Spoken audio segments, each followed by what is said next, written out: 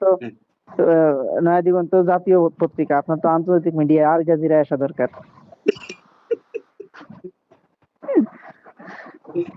আমি আমি খুবই লাকি যে আপনি এত সুন্দর করে আমাকে সম্মান দিলেন। বাকি কথাটা আমি বললাম কেন? আমি এই কথাটা বললাম হইলো ভাই, গত ২ দিন আগে আবার শহীদ মুসের চত্বরে এই হ্যাঁ, ভাইরাল হওয়া নিয়ে কথা হইতেছে। পরে আমি আচ্ছা। কইলাম, এখনের যুগ এক সময় একটা ভাইরালের একটা ইয়া ছিল, খাওয়া ছিল।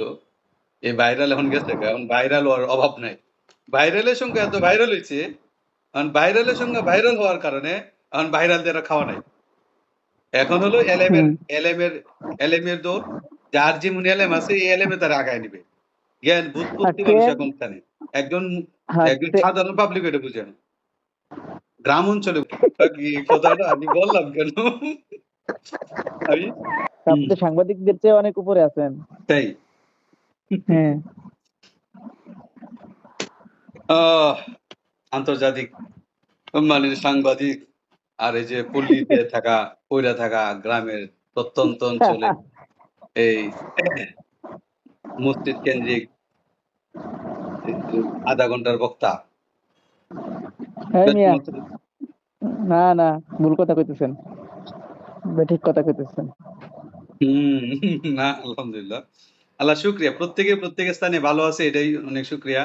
আপনি আপনার হ্যাঁ হ্যাঁ অবস্থানে অনেক ভালো আছেন এটা আমরা গর্ববোধ করি।